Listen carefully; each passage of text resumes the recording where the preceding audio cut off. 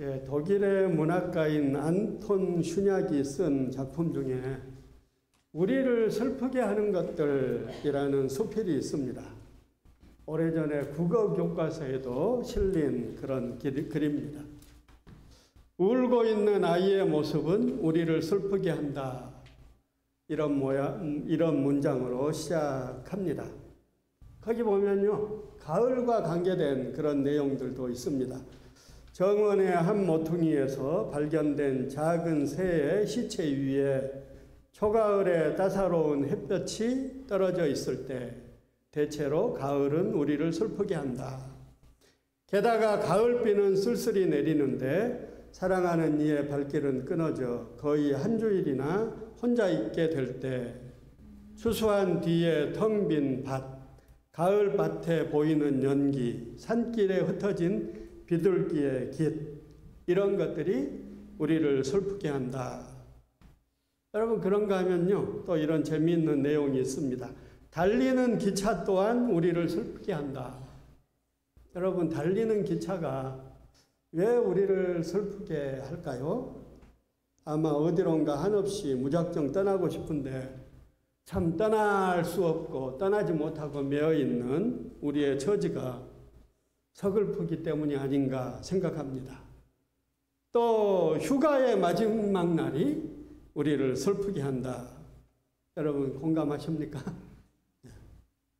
어떤 분은 휴가 마치고 캘거리 다시 들어오는 날 캘거리에 들어오다 보면 숨이 턱 막힌다고 그런 이야기를 한 것도 들은 적이 있습니다.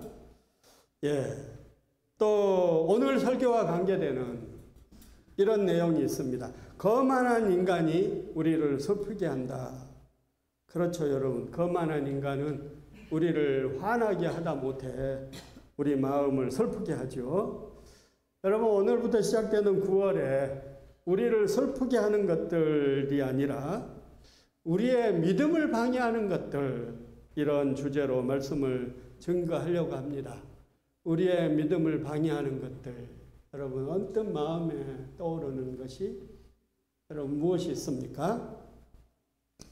오늘 첫 번째로 완고함에 대해서 말씀을 드리려고 합니다. 여러분, 완고함이 우리의 믿음을 방해하는 것입니다. 국어사전을 찾아보았더니 완고함을 이렇게 정의해 놓았습니다. 융통성이 없고 고집이 세다. 또 다른 곳에는요, 융통성 없이 올곧고 고집이 세다. 이 정의를 보면서 조금 의아해했어요. 여러분, 올곧다는 말은 우리가 보통 긍정적인 의미로 씁니까? 부정적인 의미로 씁니까? 긍정적인 의미로 쓰죠. 올곧다는 말은요, 비뚤어지거나 모난 것이 없이 곧고 바른 것, 심지가 곧고 강직한 태도, 이런 걸 말할 때 사용합니다. 그런데 완고함이라는 단어를 풀이하면서 올곧다, 이런 표현을 사용을 했어요. 완고함이라는 의미 속에 올곧은 요소가 아마 담겨 있을 수도 있겠죠. 절개가 굳고 소신이 뚜렷해서 굽히지 않는 것, 유관순 누나 같은 사람, 주기철 목사님이나 조만식 장로님 같은 그런 분들, 그런 강인한 마음이나 태도를 여러분 완고하다고 표현할 수 있을지 모르겠어요. 그런데 여러분, 그런 것들은 차치하고, 여러분 성경에서 완고함이라는 단어는 거의 부정적인 의미로 사용되는 그런 단어죠. 여러분, 우리말에 고집불통이라는 말이 있습니다. 고집불통. 고집이 너무 세워서 도저히 대화가 안 되고 말이 안 통하는 사람을 일컫는 말이죠. 여러분, 살다 보면 물론 고집이 필요할 때도 있어요. 그렇지만 고집불통이라는 말은 아무리 생각해도 좋은 의미로 들리지 않죠. 고집이라는 말도 좀 부정적인 요소가 포함되어 있는 단어인데 거기에 또 불통이라는 그런 말까지 추가되어 있으니까 얼마나 부정적인 그런 의미겠습니까? 여러분, 고집불통이 아니시기를 축원합니다. 예, 또 요즘 젊은 사람들이 자주 사용하는 꼰대라는 말이 있습니다. 여러분, 어른들은 이 말을 아주 싫어하죠. 여러분, 생각해 보면요, 나이 든 사람들은 참 억울해요. 어떤 때는 요즘 세대들이 자기들 생각과 다르기만 하면 무조건 그냥 꼰대로 매도해 버리기 때문입니다. 제가 만난 어느 분이 막 열을 내면서 항변을 하시는 거예요. 아니, 우리는 어른들 깍듯이 받들며 어른들이 말하면 동의가 안 돼도 겉으로는 예예하면서 어른들을 섬기고 존중해 왔다. 그런데 요즘은 그런 대우를 받기는커녕 꼰대 소리 안 들으면 다행이라는 거예요. 그런데 젊은 사람들 생각이 항상 맞다는 보장이 어디 있느냐? 자기들은 늘 옳은 것처럼 생각하고 어른들은 무조건 틀린 것처럼 생각하는 그런 태도가 바로 문제 아니냐? 그러면 바른 말도 안 해야 되느냐? 그러면 뭐 아무 말도 하지 말고 입 닫고 살라는 말이냐? 그러면은 젊은 사람들한테 누가 바른 것을 가르치느냐? 막 이렇게 흥분을 하시는 거예요.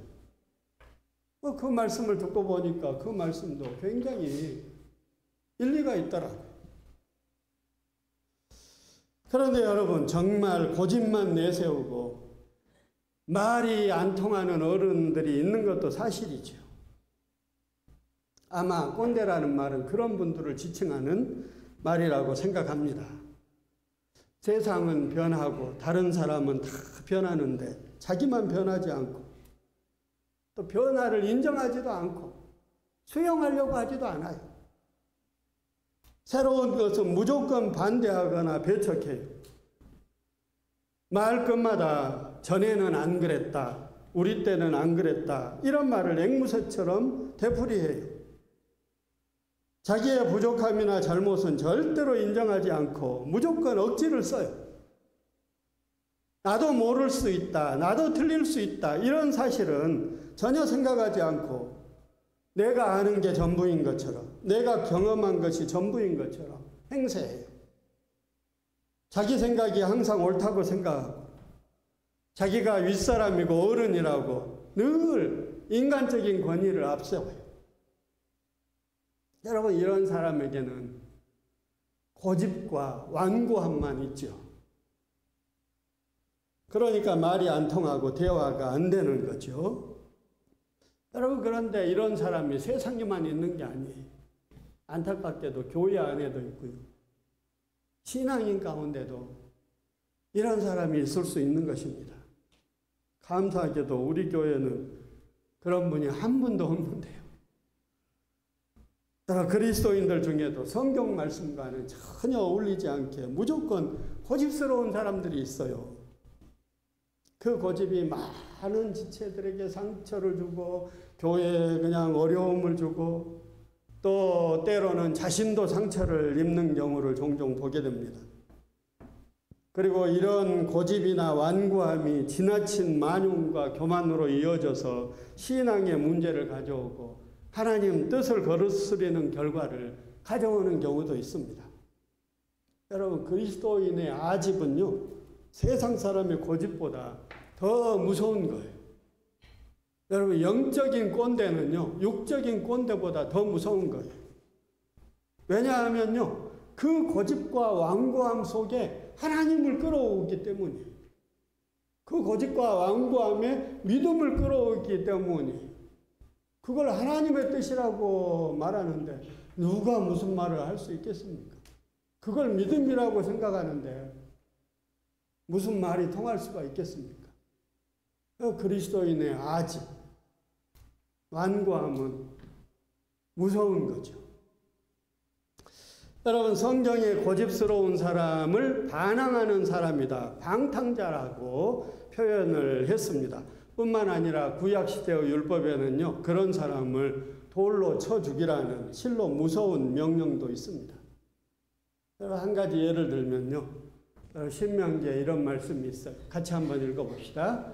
어떤 사람에게 고집세고 반항하는 아들이 있는데 자기 아비의 음성이나 자기 어미의 음성에 순종하지 아니하고 부모가 그를 훈계하여도 부모에게 경청하지 아니하면 그의 부모가 그를 끌고 성문에 이르러 그 성읍 장로들에게 나아가서 그 성읍 장로들에게 말하기를 우리 아들은 고집세고 반항적이라 우리의 음성에 순종하지 아니하니 그는 방탕자요 주정뱅이니이다 할 것이며 그러면 그의 성읍의 모든 사람들은 그를 돌로 쳐 죽일지니 그리하여 너는 너희 가운데서 악을 제거하라. 그리하면 온 이스라엘이 듣고 두려워하리라. 고집세고 반항적이고 완고해서 하나님도 경외하지 않고 부모의 말씀도 청종하지 않고 이런 사람을 방탕자요 주정뱅이요 그뿐만 아니라 악이라고 악을 제거하라고 그렇게 성경이 무섭게 이야기를 하고 있는 거죠. 여러분 오늘날 우리에게는요 선뜻 이해가 안 가는 말씀이죠. 여러분 아무리 그런 자식이 있다 하더라도 어떻게 공개적으로 내세워 가지고 자식을 돌로 쳐 죽이라고 할 수 있는지 이해가 안 됩니다. 그럼에도 불구하고 이런 말씀을 하신 이유는요 하나님께서 고집세고 완고하고 반항적인 사람을 그만큼 싫어하신다는 것입니다. 우리가 성경을 읽다 보면 이렇게 고집스러운 사람의 대표적인 본보기가 되는 사람들이 누구냐 하면요 바로 하나님을 섬긴다고 하는 이스라엘 백성들이에요. 하나님은 이스라엘 백성들을 향해서 이렇게 말씀하십니다. 같이 한번 읽어보겠습니다. 내가 알거니와 너는 완고하며 내 목은 쇠의 힘줄이요 내 이마는 옷이라. 여러분 질긴 것을 고래심줄 같다 그러잖아요. 고래심줄보다 더 질기다. 그런데 이스라엘 백성들의 고집과 완악함은요 고래심줄은 저리 가라였나 봐요. 하나님은 그들의 완고함을 말씀하시면서 너의 목은 새 힘줄이다. 새 힘줄이다. 너의 이마는 옷이다. 이렇게 말씀하고 계셔요. 여러분 고래 심줄이 아무리 질긴다고 한들 새 심줄에 비교하겠습니까? 또 이마가 얼마나 단단한지 완전히 아이언맨이에요. 아이언 헤드. 다이아몬드 헤드. 그만큼 완고하다는 표현입니다. 그래서 이런 이스라엘 백성들의 완고함은 계속해서 하나님에 대한 불순종으로 나타났죠. 그리고 그 불순종이 지속적인 우상숭배로 이어지는 것입니다. 그래서 하나님의 징계와 심판을 당하는 악순환을 계속해서 만들어낸 거예요.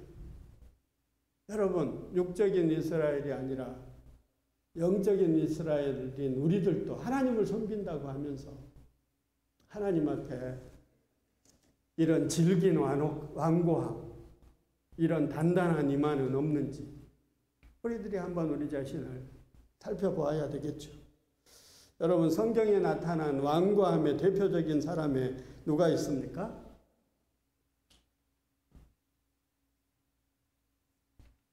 좋은 말 할 때 성경을 열심히 읽으세요. 예, 여러분 출애굽기에 나오는 바로왕 있죠. 바로왕. 얼마 전에 제 아들이 아빠 넷플릭스에 성경 영화가 올라왔어. 모세 영화도 올라오고 더 초우순이라는 예수님 영화도 올라왔어. 그래서 어떤 건가 한번 이렇게 본 적이 있어요. 모세 영화 이 3 에피소드로 돼 있는데요. 뒤로 가니까 그냥 내용이 별로더라고요. 그런데 앞부분 보니까 그 10가지 재앙, 그 부분에서 바로의 완고함을 잘 묘사를 하고 있더라고요. 제가 그걸 유심히 막 사람 심리를 연구하는 그런 자세로 왜 끝까지 고집을 부리고 완고할까? 그걸 집중해서 보았어요. 여러분, 바로는 왜 끝까지 완고한 마음을 버리지 않고 고집을 부렸을까요? 나일강이 피로 물들고 개구리와 이래가 생겨서 고통을 당하고 온역과 독종으로 사람과 가축이 죽임을 당하고 우박과 메뚜기 재앙으로 모든 식물이 다 사라져서 애굽이 지금 당장 망하게 되었는데도 끝까지 포기하지 않고 버티면서 완고함을 나타내잖아요. 자기의 장자를 비롯해서 애굽의 장자들이 기어이 죽임을 당할 때까지. 여러분, 무엇이 그를 그렇게 완고하게 만들었을까요? 장자의 죽음을 당해놓고도 끝까지 완고한 마음을 버리지 않고 이스라엘을 죽어가다가 홍해에 다 몰살을 당하죠. 이건 이해가 가요. 뭐 이왕 아들까지 죽은 마당에 될 대로 되라, 갈 때까지 가자. 이건 그럴 수 있다 그러지만 그 전에 왜 거기까지 왔냐 그 말이죠.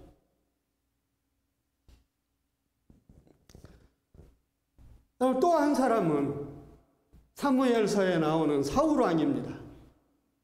이스라엘의 초대 왕이었던 사울. 여러분, 사울의 집착과 고집은 정말 혀를 내두를 정도로 대단하죠. 여러분, 바울을 죽이기 위해서 그렇게 끈질기게 추적을 했던 그런 내용이 성경에 나오잖아요. 성경을 읽으면. 그런데 참 우리가 글로 읽으면 실감을 못해요. 여러분, 그걸 막 영화로 만들어 놓으면 막 우리가 막 가슴을 저리면서 어떻게 막 다윗 곧 잡히겠다. 이제 잡히는 거 아니야. 저러면 들키는데 사울이 막 저기까지 왔네. 어떻게 막 이럴 거예요. 우리가 영화를 본다면. 그런데 참 신기하게도 성경을 읽으면 그런 실감을 못 느끼죠. 목사님들의 설교를 들으면 그런 실감을 못 느끼죠. 차이가 있는 것 같아요. 영화하고. 네. 여러분, 그렇지만 여러분은 성경을 읽을 때 실감나는 영화 이상으로 그렇게 다가오기를 주님의 이름으로 축원합니다. 여러분, 이 사울의 행적을 보면 사울의 고집을 알 수가 있어요. 사울은 그런 완고함으로 하나님의 말씀을 계속해서 무시하고 불순종했습니다. 그런 사울에게 하나님은 사무엘 선지자를 통해서 지난주에도 들은 말씀, 순종이 제사보다 낫다. 듣는 것이 수양의 기름보다 낫다. 완고한 것은 우상을 섬기는 죄와 같다. 이렇게 말씀을 하시죠. 그래서 사울은 그런 고집과 완고함 때문에 결국에는 하나님께 버림받게 되고요. 왕의 수명이 끝나버리게 됩니다.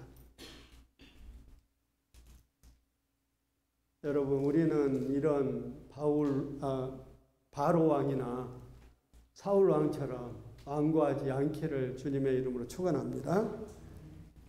여러분, 하나님은요, 그분의 뜻에 순순히 따르는 자들에게는 자비함과 순수함을 보이시지만 완고한 사람에게는 자신의 불쾌하심을 나타내신다. 그들을 징계하신다. 이렇게 말씀하고 있습니다. 또 하나님은요, 나는 이런 거 싫어해. 그렇게 분명하게 말씀하시는데 주를 두려워하는 것은 악을 미워하는 것이라 그랬어요. 두려워한다는 말은 순순히 하나님의 말씀을 듣고 따르는 것을 경외하는 것을 말하는 거예요. 그게 악을 미워하는 것이다. 그런데 나는 교만이나 오만, 악한 행실, 완고함, 완고한 입, 완고한 마음 이런 건 싫어한다. 미워한다. 이렇게 말씀하고 있습니다. 여러분, 우리에게 하나님이 싫어하시고 미워하시는 것들이 없기를 주님의 이름으로 축원합니다. 여러분, 오늘 본문에서 히브리서 기자는 구약 성경에 나오는 말씀을 인용하면서 우리의 마음을 완고하게 하지 말라고 권면합니다. 오늘 너희가 그의 음성을 듣거든 경노하시게 하던 것 같이 너희 마음을 완고하게 하지 말라. 이 말씀은요, 시편 95편 7절에서 9절을 인용한 말씀인데 거기 이렇게 말씀하고 있습니다. 우리 같이 한번 읽어봅시다. 그는 우리의 하나님이시요 우리는 그가 기르시는 백성이며 그의 손이 돌보시는 양이기 때문이라. 너희가 오늘 그의 음성을 듣거든 너희는 무리바에서와 같이 또 광야의 마사에서 지내던 날과 같이 너희 마음을 완악하게 하지 말지어다. 그때 너희 조상들이 내가 행한 일을 보고서도 나를 시험하고 조사하였도다. 여러분, 마사와 무리바에서처럼 완고하게 하지 말라. 여러분, 거기서 무슨 일이 있었습니까? 이 내용은 출애굽기 17장에 나오는 사건인데요. 이스라엘 백성들이 르비딤 광야에 이르렀을 때 마실 물이 없었어요. 그래서 그들이 모세를 원망하다 못해 모세와 심히 다투었습니다. 그리고 하나님을 원망하고 하나님을 시험했습니다.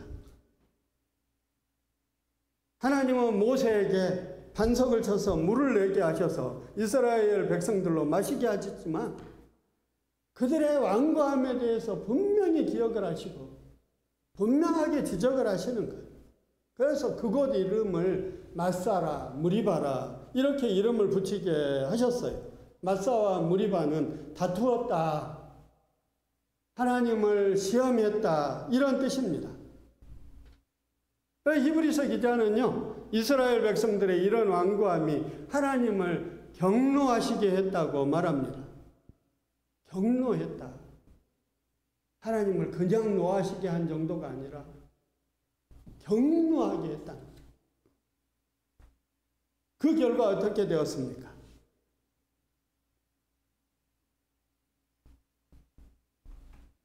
내가 40년 동안 그 세대로 말미암아 근심하여 이르기를 그들은 마음이 미혹된 백성이라 내 길을 알지 못한다.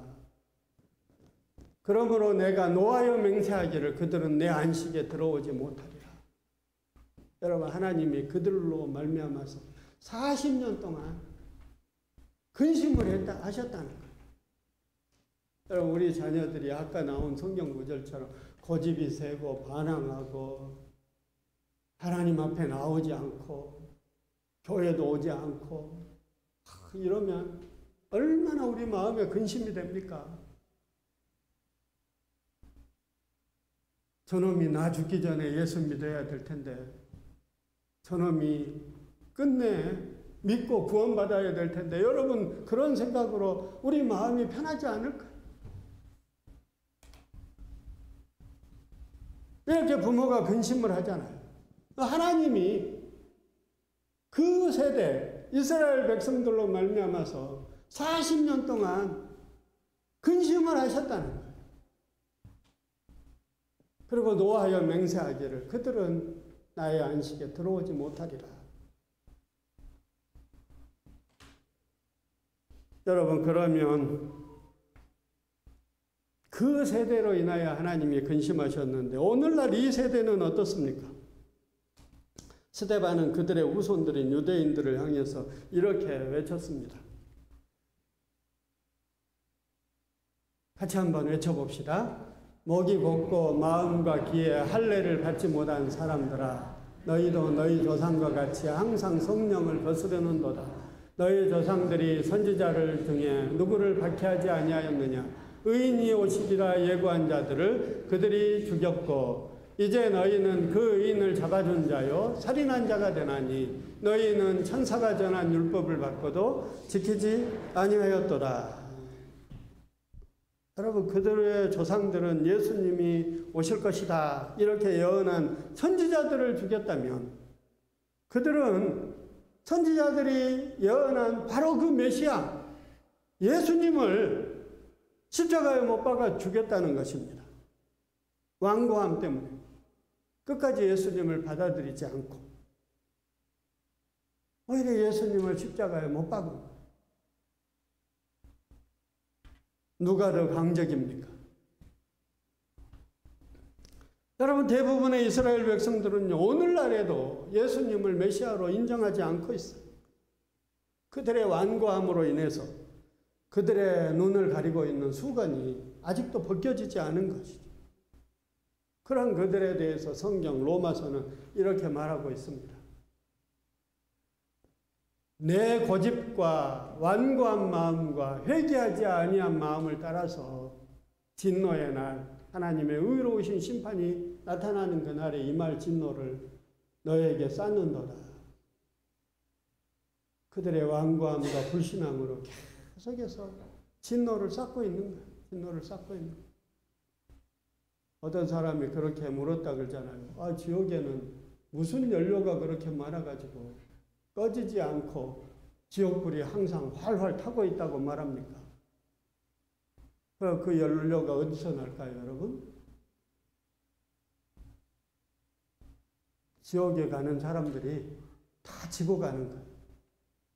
그 땔감, 그 연료를 계속해서 하나님의 진노를 쌓아가지고 하나님이 그 진노를 그들에게 나타내시는 거예요. 그래서 어떻게 됐습니까? 이스라엘의 완고함으로 인해서 복음이 이방인들에게 전해졌습니다. 구원의 복음이 이방인인 우리들에게로 흘러 들어왔습니다. 그래서 우리가 예수님을 믿고 구원을 얻게 되었어요. 복이 넝굴째 굴러 들어온 거죠. 어쩌면 우리는 이스라엘의 완고함에 대해서 감사해야 될지 모르겠어요. 그렇다고 여러분도 완고하면 안 됩니다. 완전히 이방인인 우리가 횡재하는 거죠. 그러면 그런 복을 누리게 된 우리 마음은 어떻습니까? 우리 마음에는 완고함이 없습니까? 혹시라도 우리가 저절로 된 것처럼 우리는 당연히 구원받을 자격이 있어서 믿음을 갖게 된 것처럼 자긍하며 완고한 마음을 가지고 있지는 않습니까? 하나님의 이런 놀라운 은혜와 복을 깨닫지 못하는 영적 무지나 불신앙 가운데 있지는 않습니까? 하나님이 이렇게 우리에게 배려해 주신 그 구원의 은혜를 깨닫지 못하고 그저 나태함과 안일함 가운데 빠져 있지는 않습니까? 여러분, 완고함은 어디서부터 옵니까? 첫째는요, 우리 안에 부패하고 악한 마음에서 옵니다. 그래서 히브리서 기자는 너희는 삼가 혹 너희 중에 누가 믿지 아니하는 악한 마음을 품고 살아계신 하나님께서 떨어질까 조심할 것이요. 오직 오늘이라 일컫는 동안에 매일 피차 권면하여 너희 중에 누구든지 죄의 유혹으로 완고하게 되지 않도록 하라. 믿지 아니하는 악한 마음, 불신의 악한 마음을 품고 하나님에게서 떨어지지 않도록 하라는 거예요. 죄의 유혹으로 완고하게 되지 않도록 하라는 거예요. 그런데 여기 보니까 매일 피차 권면하라고 말씀을 하고 있습니다. 여러분, 매일은 못해도 지금 한번 우리 피차 권면해 봅시다. 예, 우리 서로 옆에 분들을 바라보면서 악한 마음을 품지 맙시다.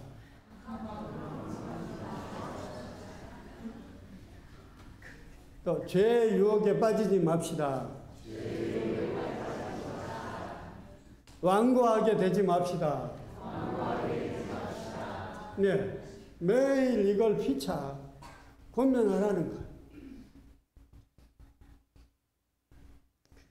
또 12장 15절에서도 이렇게 말하고 있습니다. 너희는 하나님의 은혜에 이르지 못하는 자가 없도록 하고 또 쓴뿌리가 나서 괴롭게 하여 많은 사람이 이로 말미암아 더럽게 되지 않게 하며. 쓴뿌리. 우리 안에 있는 상처의 쓴뿌리만이 아니라 불신의 쓴뿌리, 불신앙의 쓴뿌리, 마음의 부정적인 생각, 그리스도에게 복종하지 않는 생각, 불신의 가치, 불신의 사상, 잘못된 이론이나 가르침, 하나님을 대적하여 높아진 모든 교만, 이런 것들이 쓴뿌리예요. 그런 쓴뿌리가 생기지 않도록 어떻게 해야 됩니까? 매일 우리 마음을 살피고 우리 마음을 갈아엎어야 돼요. 여러분, 우리가 우리 뒤뜰 화단에 상추 같은 식물을 키운다고 생각하고 얼마나 정성껏 키우겠어. 물을 주고 막 잡초를 뽑아주고 거기에 막 흙이 안 좋으면 흙을 갈아주고 거기에 무슨 뿌리 같은 게 얽혀 있으면 막 그걸 파내고. 여러분, 그런데 상추 하나 키우기 위해서도 깻잎 하나 키우기 위해서도 그러는데 여러분, 우리 마음을 어떻게 하고 있습니까? 여러분, 우리 마음은 그냥 저절로 놔두면 막 믿음이 자라고 열매가 맺힐까요? 아니죠. 얼마 못 가서 막 뿌리들이 뒤엉키고 잡초가 막 자라나고 딱딱해지고 그래가지고 완고한 마음이 되는 거예요. 매일매일 살피면서 갈아엎어야 되는 거예요. 그래서 우리 마음이 부드러운 땅이 되도록 하나님 말씀을 잘 흡수해서 뿌리를 내리는 마음밭이 되도록 기도해야 되는 것입니다. 그렇게 할 수 있기를 축원합니다. 두 번째로 완고함은요, 영적 무지에서 나옵니다. 영적으로 무지하기 때문에 깨닫지 못하고 보지 못하는 것. 세상에서 좋은 학교를 나와도 공부를 많이 해도 세상적인 지식은 많이 가지고 있을지 모르지만 영적인 것에 대해서는 무지한 거예요. 영적인 걸 보지 못하는 거예요. 깨닫지를 못하는 거예요. 하나님에 대해서 알지를 못하는 거예요.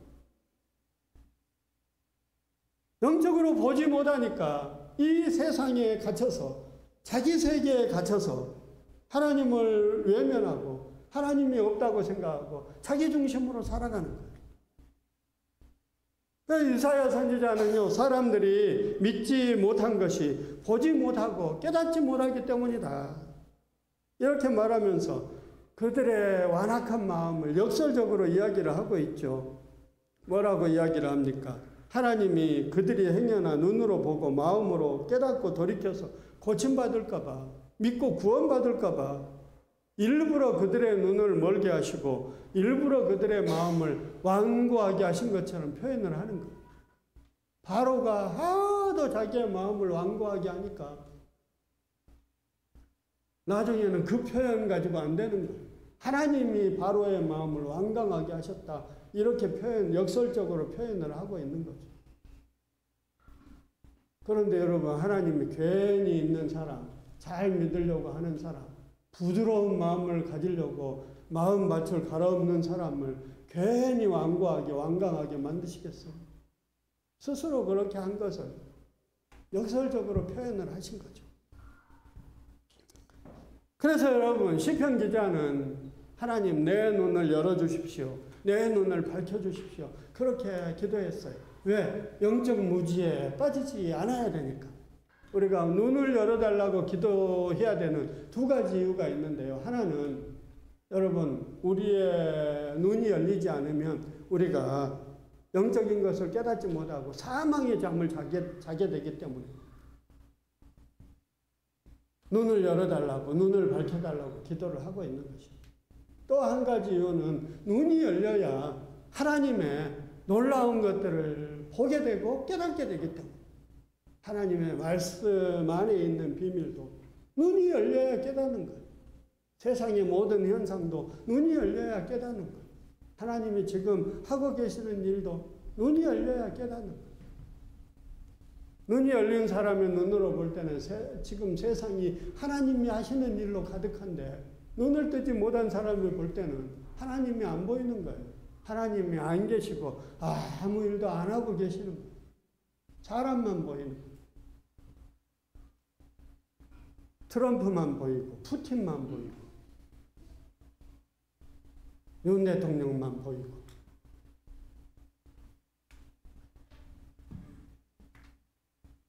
영적 무지, 이게 완고함을 가져옵니다. 마지막으로는 안일한 마음이 완고함을 가져옵니다. 이것에 대해서는 마지막 시간에 또 이야기를 하기 때문에 간단하게, 안일한 마음이 우리 마음을 나태하게 만들고 게으르게 만듭니다. 익숙한 것을 좋아하게 만들고 편안한 것을 좋아하게 만들고 움직이는 것을 싫어하게 만들고 모이는 것을 패하게 만들고 귀찮아하게 만들고 변화를 싫어하고 현실에 안주하게 만드는 거죠. 그런데 놀라운 것은요, 우리가 안 움직이면, 우리가 안일에 빠지면 하나님이 움직이게 만드십니다. 하나님이 어떤 방법을 통해서든지 어떤 일을 통해서든지 움직이게 만드십니다. 여러분, 완고함은 이렇게 우리 믿음을 방해합니다. 완고하면 말씀이 안 들어옵니다. 완고한 마음은 은혜를 못 받습니다. 완고한 마음은 믿음이 성장하지 않습니다. 열매가 맺히지 않습니다. 여러분, 여러분의 마음이 부드러운 마음이 되시기를 주님의 이름으로 축원합니다. 기도하겠습니다. 사랑의 하나님, 가을을 주셔서 감사합니다. 오늘 시작하는 9월을 축복하시고 우리 마음이 하나님께 항상 열려있고 우리 눈이 하나님의 거룩한 것, 영적인 것을 볼 수 있도록 도와주시옵소서. 우리가 항상 깨어 기도하며 우리의 마음밭을 살피고 그것을 갈아엎어 정말 하나님이 원하시는 부드러운 땅, 하나님의 말씀을 잘 흡수하고 하나님을 기쁨으로 따라가는 부드러운 마음밭이 되게 역사하여 주시옵소서. 그곳에 아름다운 믿음의 역사들이 이루어지고 아름다운 꽃이 피고 열매들이 풍성하게 맺힐 수 있도록 우리의 삶을 축복하시고 우리 인생을 하나님이 인도해 주시옵소서. 감사드리며 예수님의 이름으로 기도하옵나이다. 아멘.